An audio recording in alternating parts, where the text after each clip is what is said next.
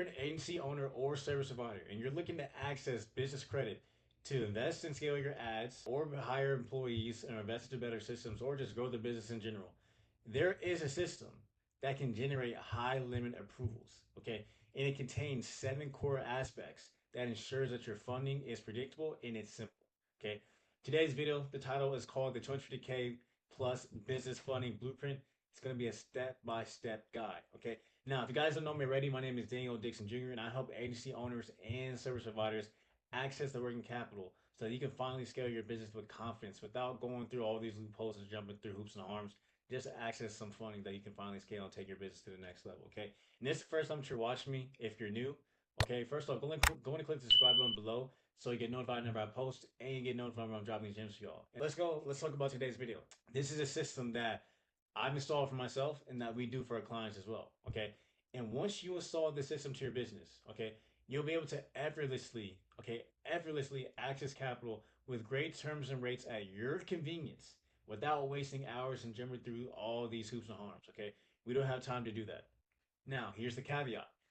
Missing one of these systems will trigger a risk signal to the banks. Just like any machine or assembly line, if one part is off, your entire system is broken. Okay. Now, some limiting beliefs that you need to stop thinking about. I hear this with a lot of business owners, with the clients that we've already helped with the past, or people that we've talked to. Even when I first got myself, when I started learning funding, like this was a limiting belief that I stopped believing. The limiting belief that you have to stop believing as well. The one limiting belief that you must stop is that thinking that a 700 plus credit score, an active LLC, and cash flow is the only thing that you need to generate high limit approvals. Okay. And that can be further from the truth. Okay. And that is why you're experiencing everything that you're experiencing right now. Maybe you're getting low limit approvals. Maybe you're getting approved. Okay, but it's a high interest rate. Okay, or you're just getting flat out denied and you look so great on paper, but your story is telling something different. Okay, that is why I made this video, because there's a lot of information on YouTube. There's a lot of stuff that you believe that if you just followed this, you would have got funding, but it's clearly not working. Okay, so watch the entire video. Let's get straight to it. Okay, you need to understand that the only way to access real capital, right, like myself, and what we put our clients through is by having a capital system inside your business. Okay, this is something that we do for our clients. I did it for myself. We call this a capital X system. We'll install the systems. We'll install the strategies. It's everything done for you, based off of your needs and your business. Okay, but we're gonna be talking about the 7 core aspects that are a part of the system and what you need, and how this works as far as getting access to business capital. So let's talk about it. Okay, the first one is the credit. It's the personal credit profile. Okay, listen, I didn't say the credit score. I talked about the personal credit profile. And whoever is applying for it, right, whether that's you, the business owner, or if you have a personal guarantor. Another thing too that I know people don't even realize, but if you have somebody else that has great credit in the business, or let's say your credit is bad, right, you can have them apply for the application. Of course, it all depends on the ownership and everything. But we've done this for clients where the business owner didn't have great credit, but we would use a guarantor, somebody else that's in the business, to apply for the funding so that they can get access to the capital. Okay, so whoever is applying for it, okay, maybe both of you are doing it, maybe it's just one. You need to have a great personal credit profile, and what that includes. Okay, first off, what I'm telling you, when I say a 750 plus credit score, you can get away with a 700 plus credit score, a 680 credit score. But if you want the best results, if you want high limit approvals, you need a 750 plus credit score, like minimum. Okay, that's what I had whenever I got approved for funding, and then when our clients get funding, like we're in the high 750s or above.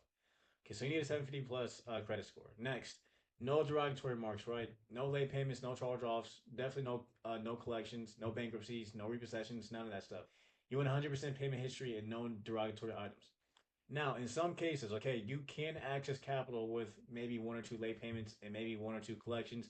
It all depends on when the late payment was. It depends on the bank, and it depends on your relationship with that bank that you have that you're applying to. So we've seen this before. Like we've had clients where they've had some of these, they're still smacking approval. So it all depends, but because they had a great relationship with the bank, that's how it kind of got overridden. Next, okay, established credit history. 3 years of average credit age, but the clients that we've seen the highest of approvals, like when we funded clients here, okay, where we funded all these clients where we have 100K approvals, 50K approvals, right, 25K approvals, 45K approvals, like these approvals came from because these people, okay, they've had years of credit, like of credit history. Like these are business owners. They've been in the game for a minute.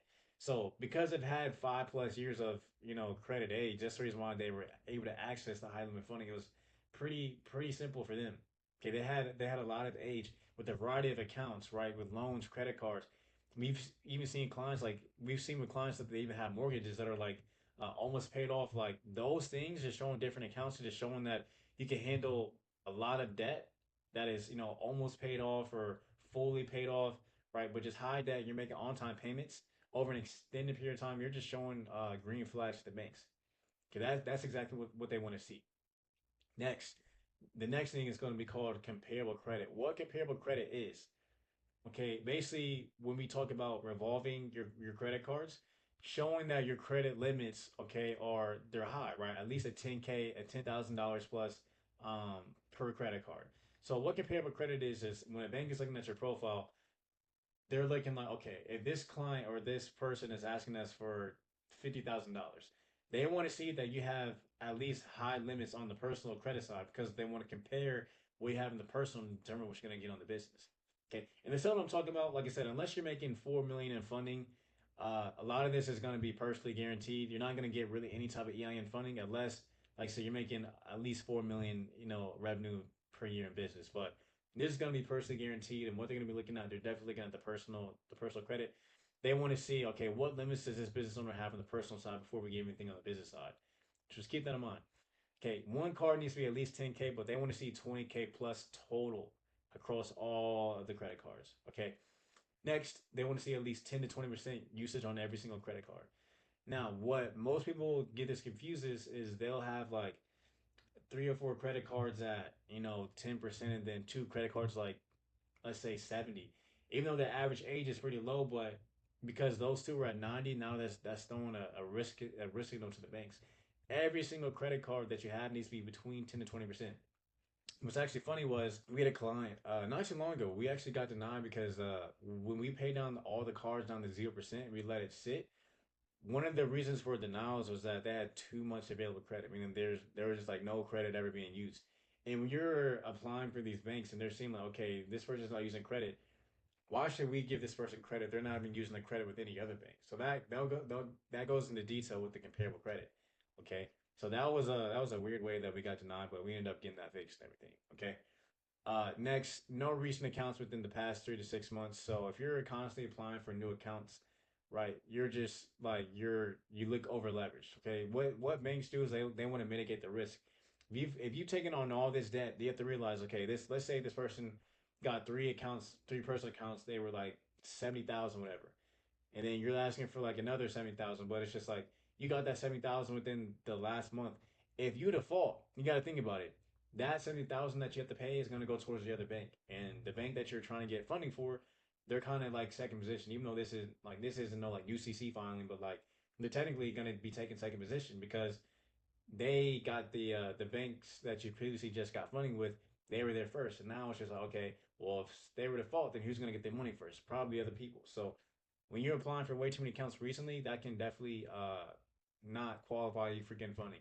Now, if you only get like 1 or 2 accounts, that can qualify for approvals, but just stick with me when I say no recent accounts within the last 3 to 6 months. Okay. Now, the last thing as far as personal credit profile is having less than 300 inquiries per bureau, right? And if you haven't checked it out, I already made a video of how to remove Experian hard inquiries, and also created a free guide of how to remove also Equifax and TransUnion hard inquiries. Just go to click the link in the description, right? It's called the Capital Index, where I show you how to remove hard inquiries within 24 hours to 5 business days. So just go and grab that if you don't know how to go do that. So that's the first thing. The next thing we're going to talk about, the next aspect of the system is the credit account relationships. Okay, so when it comes to your actual credit accounts, the first thing that they're looking at is paying your balances in full every month and actually using a good amount. So you can get denied. Okay, let's just say I'm going to give an example for Amex. Okay, especially on the business side. If on Amex, right, they do this. If you have like a personal or a business account, and let's say you've only been making the minimum payment for like a long period of time. And then when you try to go in for funding, you might get an approval, but if you do get denied, one of the denial reasons will say just the balances that you've kept over a longer period of time, something along those lines. Okay. Okay, I've seen this before, and of course, as a funder that's been doing this, okay, you go through experiences, you get approvals, you get acknowledgement, you take data of why everything happened, and that is the reason. So the best way to go about it is by paying your balances in full every month and actually using a good amount. Okay, use like a good amount. And I'm saying like don't just use like 5, 7%. Like use the credit card like you would, but don't spend anything that you can't pay back. Right, pay the balances in full before the saving date. That's gonna trigger your internal banking score to go up higher. Then when those credit limit increases come by, and whenever you want more capital, okay, now you're showing that you're making a great relationship. They're gonna throw you back. Next, okay, relationships with national banks. If you guys don't know what a national bank is, right? National banks are like the top banks like Chase, Bank of America, PNC, like all these national banks. Okay, and if you want to know if you have any national banks near you, right, you can go to this website. It's called Bank Branch Locator. We use this website to find banks locally for our clients, and we use this to help generate the sequences. But you can come here, click your state, and see which, like for instance, if you click New York, okay, you can click New York, see, you can go to Brooklyn. Let's say you live in Brooklyn, you can find the top banks near Brooklyn. Right. So you have Bank of America, you have Capital One, you have Chase, Citibank, Citizen. So they got a lot of great banks here that are definitely some national banks. Next, number three is going to be your banking account relationships. So what these people are looking at. So we already talked about the personal credit profile. Now we're talking about the banking relationships with the banks. And so when we're talking about banking account relationships, what they want to see is that you have a checking account with liquidity and consistent deposits. Okay. The reason why I'm saying this is because when you actually understand how the banking system works, when you deposit money to the bank, you got to realize the bank, they use your money to lend out loans and stuff to other people, and they charge interest on that. That is one way how the banks get paid, and they absolutely love business owners or clients that give them money because okay, if this person gives us 50,000, then we can take this 50,000, lend it out and make interest on top of that, and then as a return, that's why whenever you open up a checking account or any type of account, they're like a certificate of deposit, whatever that it is, right? They're going to say something like earn interest on the money that you keep in the bank account. That is why the banks love it when you show liquidity and you show consistent deposits. Because of that, not only because of that, but two, another reason why they love that is because you're showing them that okay, this person's making money. Okay, we can trust that if we give them funding, okay, their business is actually making deposits, right? They're generating 10, 20, $30,000 per month. Okay, we know that they're going to pay us back. We know that the funding that they're going to use is actually working, so they're more likely going to come back to us for more funding in the future. So understand that game. Next, if you do have a personal, let's say if you're going to a bank, we actually had this happen to me as well. It's just more experiences. If you do have a business checking account with that bank, or let's say you're going to funding, if you do have a personal account with them too, make sure that that personal account is in great condition. So, what I mean by that is when you have a lot of liquidity, a lot of consistent deposits. Okay, make sure that you have when you want to keep it in great condition. Make sure that you have no overdrafts, no non-sufficient funds, or you don't let the account go into a ghost account, meaning that you just don't touch it at all. Ghost accounts, that's going to trigger high risk simply because you're just not even using the account. So it's like, why should they give you funding if you're putting up all these risk signals? Okay. Same thing with the personal account. Okay. Make sure there's no non sufficient funds, no overdrafts, and make sure that's not a ghost account either. So if it is, put someone in there, let it sit, and let it. That gets me to my next point. Allow the accounts to season. Okay. Like I said, we funded some clients, but we've also had experiences when we didn't allow the accounts to season, we would get denied. But part of that reason too is because banks are always changing data points, which is very important. I'll talk about that later on in this video. Okay, and now last thing as far as bank account relationships, know the season that the bank is currently in. So this ties to what I just said. So banks, they operate. Okay, they're gonna take a look at monthly, quarterly reviews, semi-annually reviews, and depending on how the bank is, let's say at the bank, they underlend, okay? If they underlend, then the next quarter, the next month, they're going to lend out more. Let's say if they overlend, let's say if people are let's say if more people defaulting, whatever that it is, the next quarter or the next season, they're going to be not lending as much. So it all depends on like, okay, what season is your bank in? Because data points are always going to be changing. They're always doing quarterly reviews. So that's why it's very important that you have relationships inside the bank. You actually talk to the bankers. This is something that we do for our clients. We're keeping the most up to date information. So by the time that they come to us, we come up with the sequence. Okay, we know exactly what's going on with that bank. Data points, they're always changing and stuff. So that's very important that you definitely know those things that are happening. So we definitely take care of that stuff for our clients, right? The fourth thing, okay, your business entity structure. I put an asterisk around this one because this is the main thing that really matters. You can have the greatest credit score, you got the greatest banking relationship, you got the greatest credit account relationship, but if your business entity is not structured, it's just like why would you lend why would you lend something to somebody if you don't even know who they are, if you cannot verify them, even though internally or they might have had great history paying back somebody else.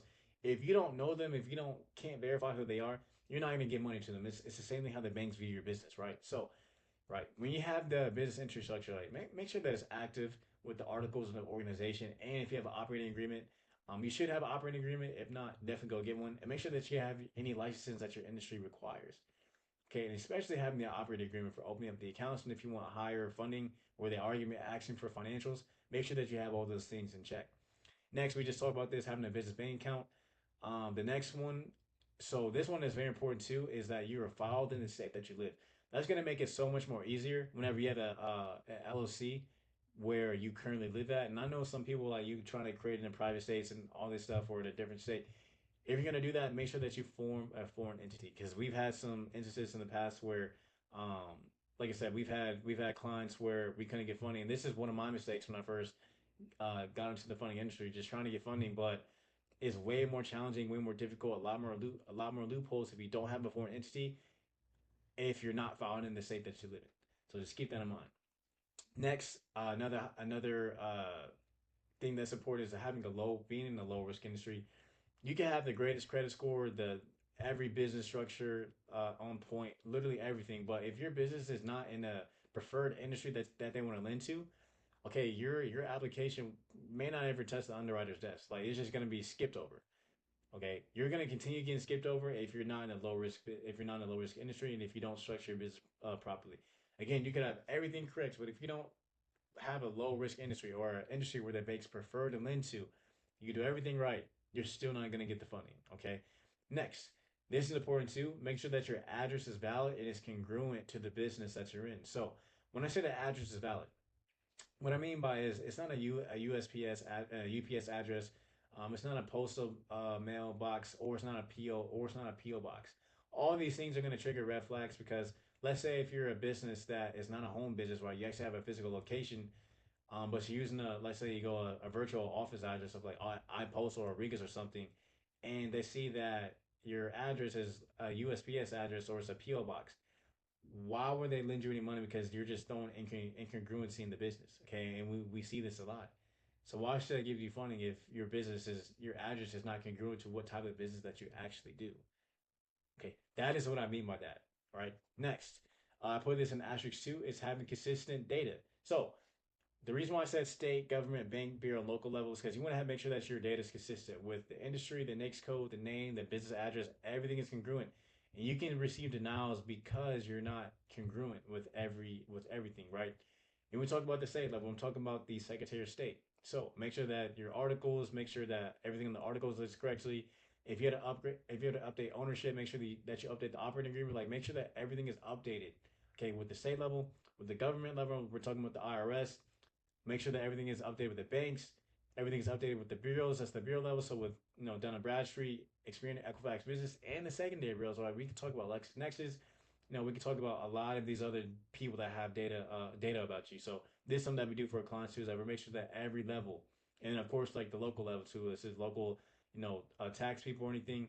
Like make sure that everything is congruent and it's according to your business. If it's not, one wrong thing can trigger a denial or can automatically put you to like slice your approval in half because you're not structured properly.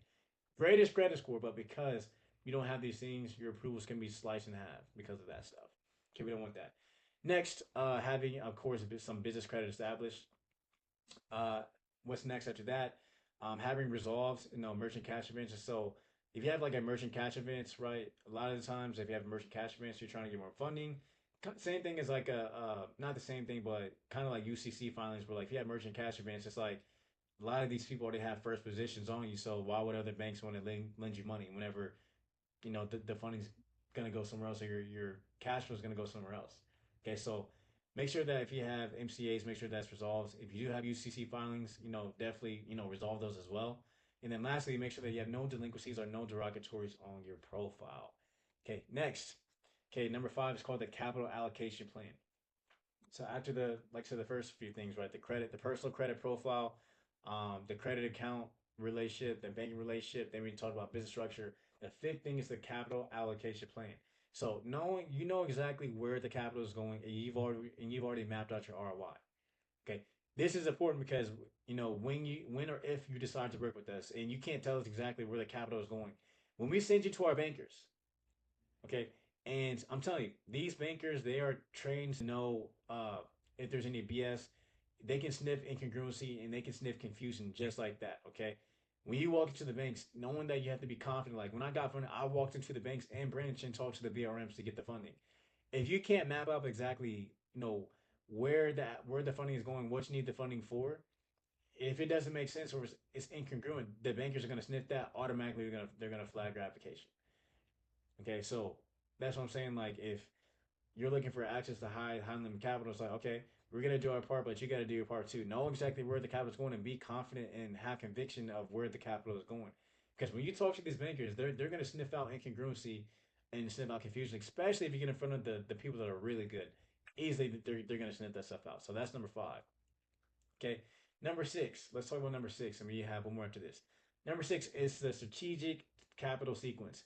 And the reason why I put most skip to here is because most people just think that, oh, well, I just need a better capital sequence. Okay, that is true, but if you don't have any of the five previous things before that, you skip right to six, none of that stuff is going to matter. So when it comes to capital strategic sequence, okay, when you want to get access to the banks, yeah, they're saying that there are national banks out there, but there are also a lot of banks are that are geo restricted. Geo restricted. So, like I said, so we got a bank branch located. Let's go back to New York. Okay, let's go back to New York.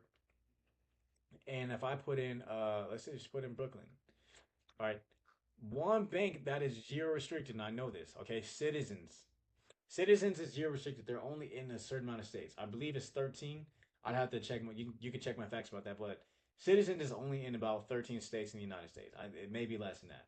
But my thing is just like if you try to create your capital sequence, you don't know which banks are national, which banks are geo restricted, which banks that you can go to. Your whole plan is going to be ruined. Now you're just going to waste hours upon hours trying to apply, and then your whole sequence is going to be thrown off and stuff. So knowing which banks are you can go to anywhere, and knowing which banks are only geo restricted within that bank. The next thing is about products for specific needs, and what I mean by is certain products that you go for, right? You might use a 0% business credit card, something else in like an SBA loan. Okay, you might use a business credit over something. You might have to use a business line of credit here, but if you're gonna buy equipment for your business, then you would want to go for the equipment financing loan, right? So there's a lot of different funding products that are meant for specific things, and not all funding products are meant for every or just one size fits all. Different things, different funding needs need different types of funding. So to understand what exactly that you need, kind of what I was saying as far as Capital Five, as far as the capital allocation plan, know where everything is going. Next, what's very important is knowing which bank knowing which bureau that bank pulls from. So we do this for our clients. Okay, we basically already have this mapped out where we know. Okay, if we go to bank A, B, and C, we know that they're gonna pull from this, and this bureau. So then we can strategize. Okay, now we know where the inquiries are going at. We know who it's gonna report to. Also, let's say we have a client. We've done this too, where we funded clients where maybe one of the bureaus is bad, but they had two other ones that were great. We're gonna start off with those bureaus first, and then while we're fixing the other bureau that's bad, we can go and get access to capital with those bureaus first. So having all that stuff is very important. There's a lot of resources out there, but this is something that we do for our clients. Next, right, is having a knowing that bank exposure. So a lot of banks, okay, you're typically gonna be capped at like most banks, you're gonna be typically capped at like 250K, 150K, 250K, depending on the bank, before they're gonna start to ask for any types of documents. And so when that happens, just make sure that if you do go past that threshold, that you have the financials that they're going to be asked for. They may ask for some bank statements. They're most likely going to ask for 2 years of tax returns. Probably going to ask for a profit and loss, income statement, balance sheet. They're going to be asked for a lot of these things. They're probably going to be asked for a personal financial statement. So when you go, just knowing the bank exposure, knowing how much you can get without showing the tax returns or without showing the financials, that is a very important thing. Okay. Next, so I kind of touched about this before, but the correct data points. So remember, banks are going to operate in seasons. They're always going to be updating their data points. And the way that you can get funding in 2026 is way different than 2025, 2024. everybody that was, starting off with funding in 2020, 2021, that was during COVID, and the banks were just giving out the back because it was a different time period, right? But because everything has changed, right, a lot more people, the banks are getting a lot smarter, and the tactics that weren't working in the past, okay, the banks are becoming way more stricter, way more tighter, and that the data points are updated. Okay, so knowing that you have to have the right data points, and when I'm talking about the right data points, that's gonna make sense of what I'm about to say is having application. Make sure that your applications are congruent across all applications. So if you fill out application with bank A and then you go to application with bank B, make sure the application is congruent, and also that the applications make sense. So having using your real numbers, or if you can put on your application, you should always use your real numbers. But if you're not making those real numbers, okay, you're gonna be projecting ideal numbers for your preferred industry, typically based off the average. Okay, so if you live in, let's say you live in Texas and you have a business, let's say in a specific industry, knowing that industry's average numbers of what they're doing is going to be so beneficial rather than just putting on random numbers in the application, because that's going to lead to a denial if you continue to do that. Okay, and also that same business and industry, let's say in New York, could be totally different. So just knowing those numbers and just knowing the data points and knowing the congruency with your business and industry based off the averages is going to be very ideal for your capital sequence. And lastly, okay, I'm just gonna say this, right? And I'm told myself I'm gonna be talking about more about this on my channel. But literally just having faith and trust, okay? And having faith and trust, in God. Or if you don't, let's call him God, or if it's a higher power, however that, this is to you. Okay, we're gonna be talking about this more on my channel, but literally having faith and trust. And the first thing really is just planning accordingly, right? And I have two Bible verses based off that, right? We talk about Proverbs chapter 21, verse 5. It talks about the plans of the diligent lead to profit, as surely as haste leads to poverty. Okay, kind of what I was talking about as far as their capital application plan and your strategic funding sequence. If you're not planned out, okay, if this right here is literally, having proper preparation. If you are not prepared, then you're going to prepare to fail. Okay, which leads to my second Bible verse, Proverbs chapter 15, verse 22. Plans fail for lack of counsel, but with many advisors they succeed.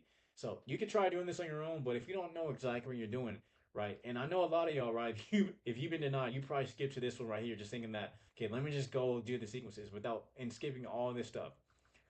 Okay, it literally says in the Bible, if you don't believe in it, whatever that it is for you. Okay, if you don't plan, if you don't prepare, none of this stuff is gonna work for you. Okay, and that leads to me is finally, once you prepare, once you've done your job, you just have to let go of the outcome. Okay, let go and let God. This is what I like to call it. Let's talk about Matthew chapter 11, verse 28, where it says, "Come to me, all you who are weary and burdened, and I will give you rest."